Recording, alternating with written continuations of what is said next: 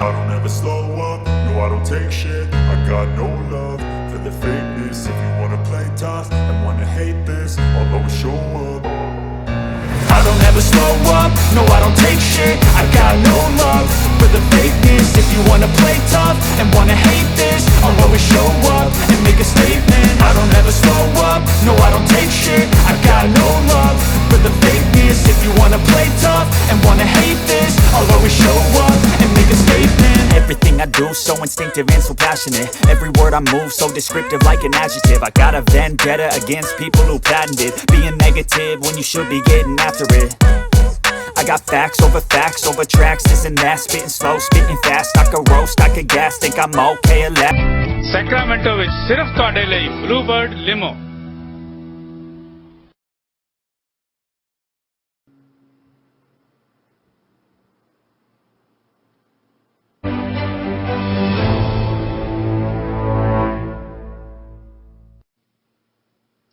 Good evening to all the Chaddi Kala Time TV viewers. I'm your host Raj Singh, and I am having my co-host along with me, Gurtej Atwal, on the show. Welcoming Gurtej being with me today. Very happy and very glad to see you. And we are today with our second candidate running for a council race in city of Manteca. Before we jump into introducing our candidate, I think it's important for our audience to know that where city of Manteca is located in California. Yeah, thank you very much, Rajdeep. So city of Manteca, it's called the family city, 76 miles from San Francisco, approximately 60 miles from the city of Stockton. The city is between the Highway 5, Highway 99, very close to 120, kind of a logistic hub. So now I will request Gary. So who is our councilman, current councilman for the city of Manteca and running an election again for November 3rd? Please introduce himself. Good evening, Raj and Gurtej. Thank you for having me. Chaddi Kala Time TV, everyone, all the viewers out there, good evening, and thank you for having me here today to discuss some of the things that we are doing in Manteca. Thank you, Gary, and welcome. And we're very honored and very thankful that you are giving your time to us to do this show together. And Gary is such a dynamic personality in Central Valley, and as Gurtej introduced him, he is currently sitting council member in city of Manteca, and he's the youngest candidate there. So we're very honored and very happy to see him on this platform. Before, Gary, we jump into the political objective of this show, I actually wanted to know, and I think our audience would like to know as well, that what made you and how did you end up being in the political arena? Because as we all know, our Punjabi, Indian people, everybody, they are very successful in IT, in the hotel, trucking industry, in business, but politics is just very unique and very hard and tough arena that you being very successful at. So we would like to know about how did you end up being here? All right. Yeah, as you know, especially in our community, there's just such a negative stigma towards politics. So even in my family, there's nobody in politics. We never thought about politics. People that have known me as a youngster would have never thought that I would ever be in politics. I grew up in Manteca, Lathrop, went to school here, went to Sierra High School in Manteca, then went to UOP, which is here in Stockton. So never really left the area when it comes to the Central Valley. Grew up in a family of convenience store owners, so I come from a business background, business family. After graduating college, got into a real estate career, so I'm currently a real estate broker. Married with 2 boys. Every now and then they get to see me now, but at least they can watch me on Chaddi Kala Time TV. But at the same time, the thing for me that really kind of transitioned was that I always was interested in helping other people and figuring out what we can do to make things better for our community. And so I had an opportunity about 2014 where there was a space left seat that came up on the Planning Commission for the city of Manteca. Then the mayor, Willie Weatherford, I talked to him about it, and he thought with my business background and also my real estate background and understanding development that I would be a good candidate for applying for that position. And I applied and got selected and appointed at that time. And at that time, I was also the youngest appointed planning commissioner for the city of Manteca. So that kind of got started. It was, I never really even thought about politics then either. I was just really trying to figure out how we can help the community and, make it a good Manteca for our kids and what we're growing in. So from that, once being in Planning Commission, I realized that there were so many changes because there was a disconnect between the public and our government that needed to be implemented. And unfortunately, at the Planning Commission level, sometimes those changes get lost because we are usually making decisions that are eventually going to the City Council and they get the final say.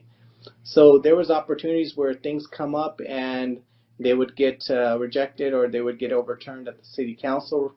And I really felt that there's some injustice there.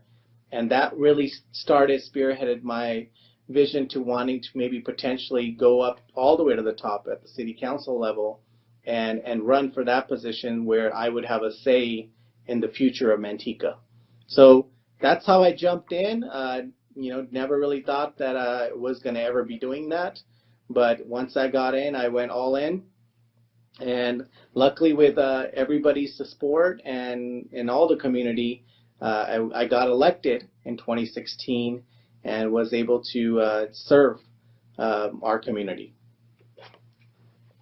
That's incredible, Gary. The amount of stuff, the journey that you've been through, being on a planning commission, serving there, and understanding the aspect and the government issues that you were facing, and you wanted to be a part of to solve them.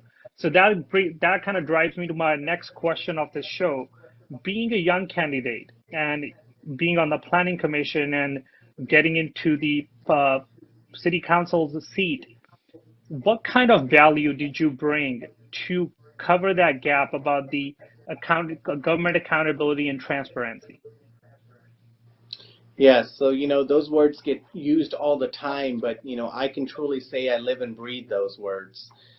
Being the youngest elected, the first millennial that's actually on the city council, it was a very unique situation because I was basically almost half the age of a lot of the people that were on the council that time. So being a techie guy also at the same time, I really felt that we were not connecting with our public and that we were still using old ways of connecting with our public with bulletin boards and things of that nature. So, one thing that I really brought, I feel, from the beginning is that understanding that social media is here to stay. It's crazy to even believe that, before I got elected, the city of Manteca didn't even have a Facebook page.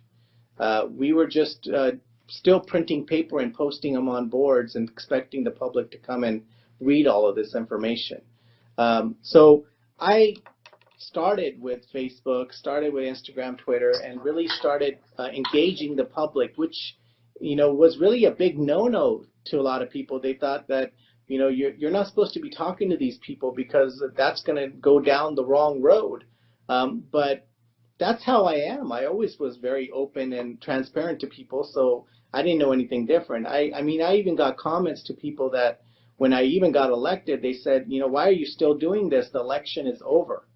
And I told them I wasn't doing this for the election. This is the way it's going to be for me all the time. So, that is probably a bigger aspect that I brought, is that I am approachable, I am accessible through all of my different mediums, and I'm very transparent. I'm always trying to figure out how I can give information that's happening in our city to the public so they are in better understanding of what's going on around them, and necessarily also try to get that information to them early on. Not when, say if it's where we're, doing some road construction in your neighborhood, I don't want to tell you after they've already started digging in your neighborhood. I want to let you know a month before so you know what's coming and you can plan accordingly. So things like that, I think the public really started appreciating and connecting to that. So today, you will see that when something is, a question comes up or something is wrong in the city, I constantly get tagged on a lot of posts, but you know what? I'm very thankful for that because I feel that the community does trust me and does feel that I can provide that information to them. That's a wonderful quality, Gary, and I do personally think as well that when you're in the public office, the definition of being in a public office, you are working for a public. You're a public servant.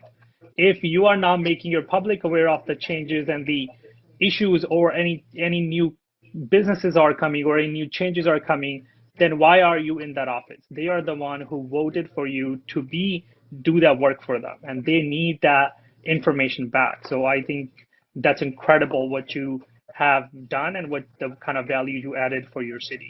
And now I wanted to hand over to Grutej, my co-host, to have you ask the next question. Yeah, no, thank you very much, Gary, for sharing everything with us. So you are the youngest candidate, tech savvy. You have experience from the Planning Commission and had experience with the City Council.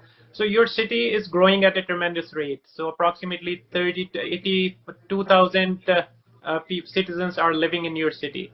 And infrastructure-wise, it is a hub where all the transportation goes. It's near to Fresno, near to Sacramento, near to all the areas. So one of the projects that is the first one in California, you are having the Diamond intersection.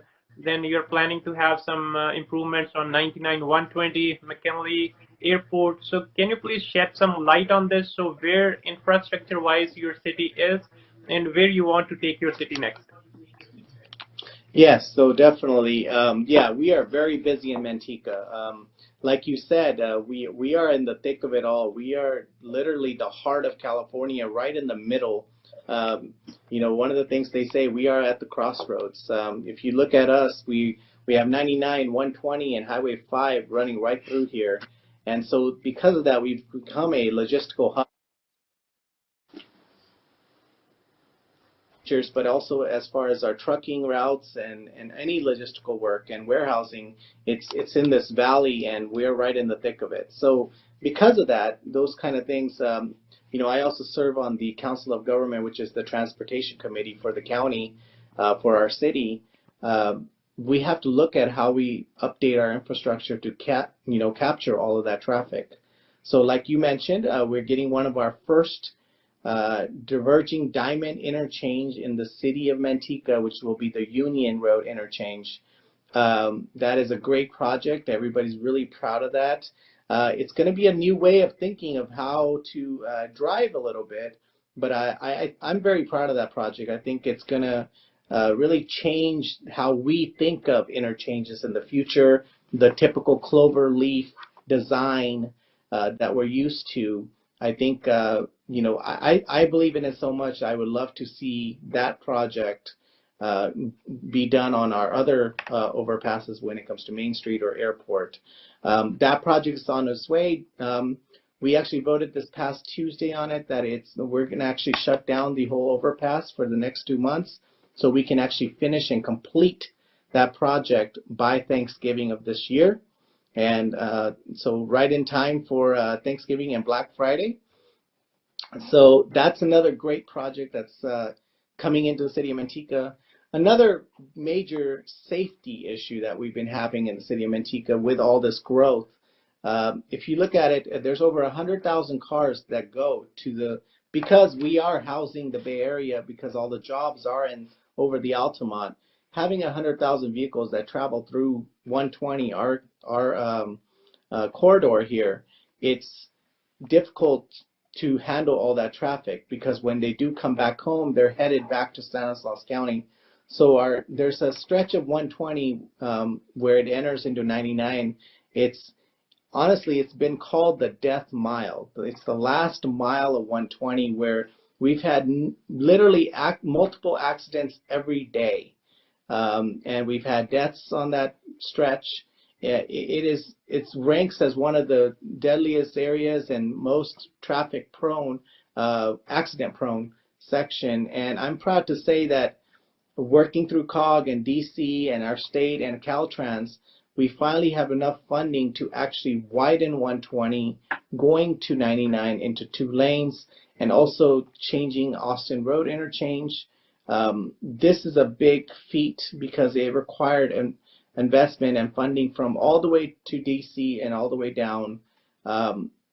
We've been literally working on this for over a decade, and that project is soon to start next year. They are doing property acquisitions right now. But I'm proud of that one too, because just for each life lost is one life too many. And seeing that project come through is going to be amazing for our area. You also had mentioned McKinley. With some of the other projects that are coming on board, we are going to have a traffic issue. So McKinley, we are adding on that overpass, we're adding on-ramps and off-ramps so you can actually get off of 120 early, which will help our local traffic. So when it comes to transportation, we are doing some big things. One of the other things that, like we mentioned earlier regarding logistics, you have seen that we are a logistic hub and all of the trucks that are coming through our town. So I've really envisioned on creating a complete truck route through the city, but not going through any residential areas or places where it can become an environmental issue, a smog issue, and also a traffic and noise issue. Really trying to create a truck route through our city between Airport West, and what my vision is to create this spine road in between the railroad tracks and airport, and at the same time connect into that McKinley interchange in the future, which will give the residents help from all of the issues that trucks may bring, but also on the other side, it will spur up industrial development and give truckers a straight route to our freeway system, so they're not trying to maneuver through areas that are really not ready for a trucking capabilities. Bringing the 99 and 120 expansion, yeah, that is a much needed that you have put in effort for. So because lots of lives have been lost at that intersection, and the Diamond intersection, that will be one of the first one that will be, City of Manteca will be proud, and you are working on the airport, McKinley, and other expansions too. So for the logistic wise, as your city is one of the city which is passed through for many cities also, people commute towards Bay Area and back from work. So the infrastructure working with Caltrans, that is much needed expansion that your city is working on. But another point on this I'm seeing, so as Wolf Lodge is coming to, so that will increase the traffic in that intersection, and as you mentioned 99 120, that will be expanded to, so there will be more traffic flow during the construction or until you get those expansions. So what are your thoughts on that? Yeah, so definitely we're going to have to do some temporary detours and reliefs. So we're definitely looking at, with Great Wolf coming and airport, really can't not handle that traffic on the long run. This is why it's so important for us to get the McKinley on-ramps and off-ramps done soon than later. If I had it my way, it would definitely be, at the same time that Great Wolf opened up, but unfortunately, it comes down to funding and other issues that we faced. But that project's supposed to start January of 2021 and get completed within a year. So I think hopefully we won't have to wait too long. There is going to be this intermediate time where we're going to have to deal with detours and trying to move traffic. Hopefully we're going to, it's a partnership between us and Caltrans and all the other agencies to make sure that that issue is mitigated as much as we can. Right. No, thank you, Gary. So you'll be working on a plan that will be circulated to the citizens for the detour and all the alternate routes. So until the projects are completed. So now I'll take it back to Raj. Thank you, Gitesh. Thank you, Gary. These are wonderful talks, and we're getting educated a lot about your vision and the kind of things you've been involved and have done for your community, and even being thinking about the future.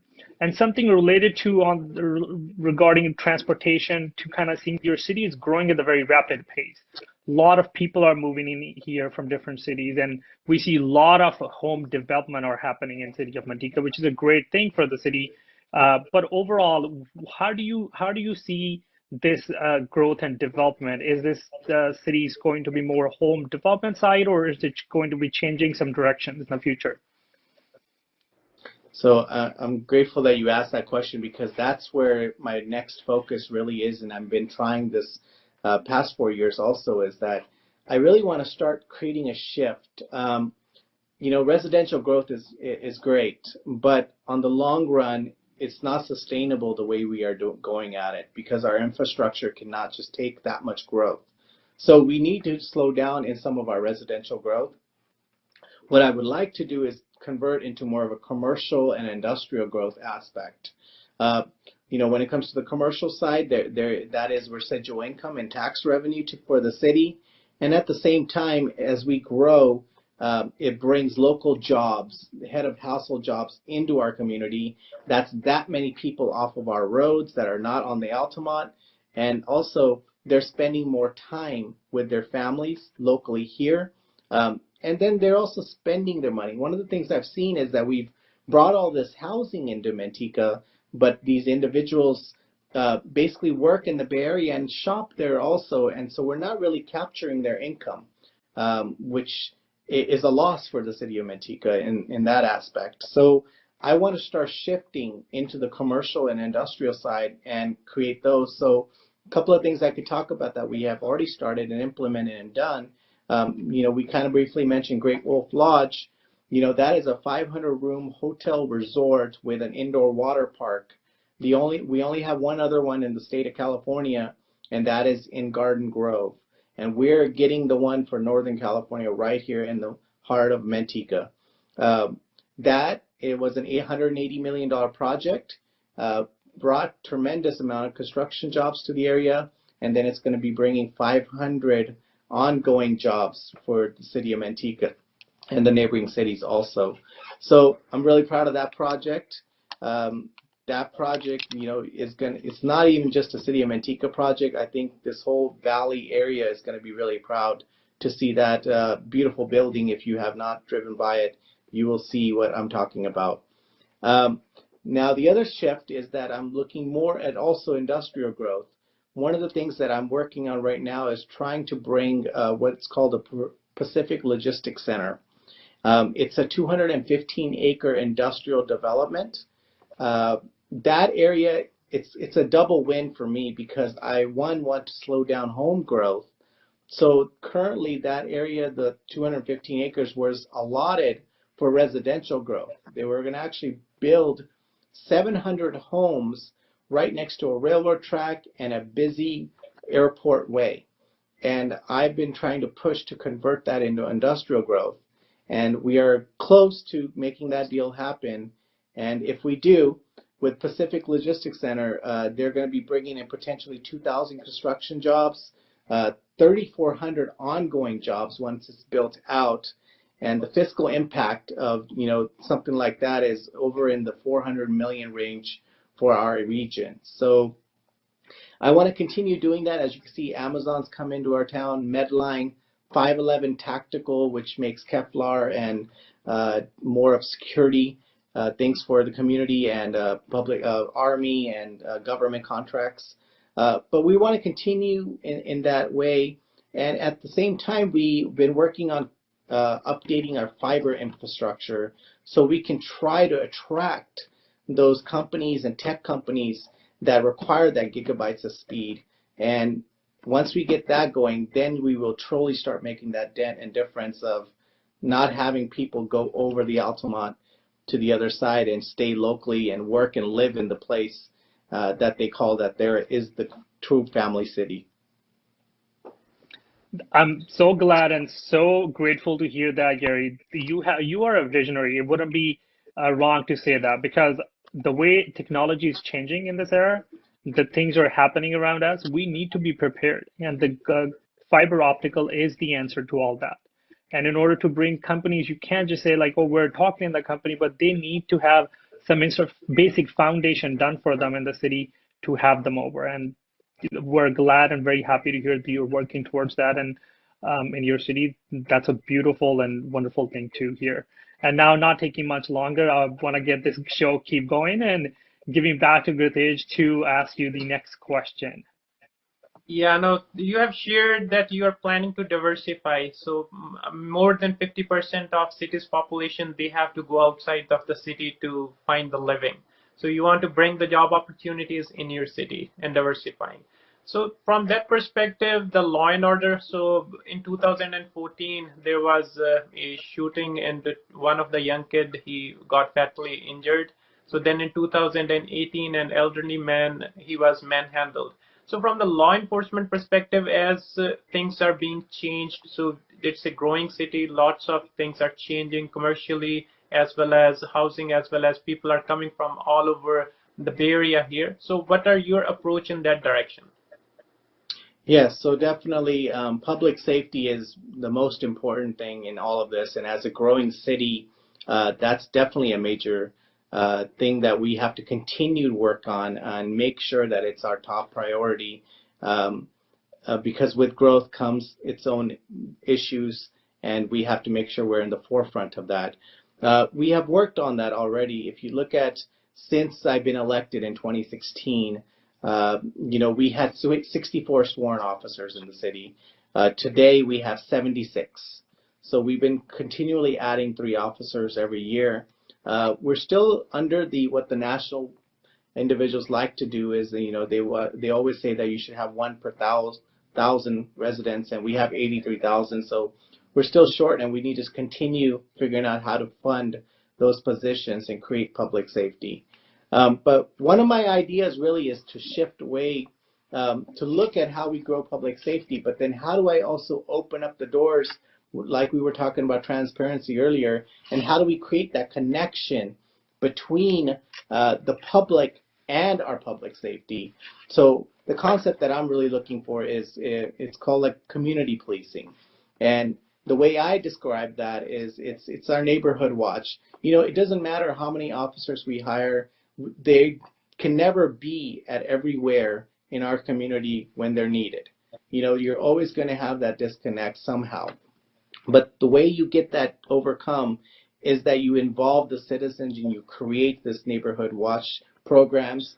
And one of my ideas is really taking our officers and dividing up the city into blocks or areas, and then assigning one of our officers to each one of those areas. So this way you have one officer that is... So Gary, no, thank you very much. So I appreciate you. So you have covered all the aspects. So in 1 minute, so we are short of time, will you please say to our audience what they will want to hear and what Gary Singh stands for? Sure, no problem. So, Gary Singh was your guys' elected person. I'm still from the people, by the people. I would love to continue serving you guys and appreciate your support and votes this coming November. I bring a variety of experience to this job, and I'm hoping that you will continue making sure that I can do this job for you. Thank you very much, Gary, and Thank you very much, Raj. So please make an informed decision. Ask your questions to Gary Singh or forward it to us. We will forward those questions to Gary Singh, and keep watching America Speaks Election 2020. Thank you. Thank you.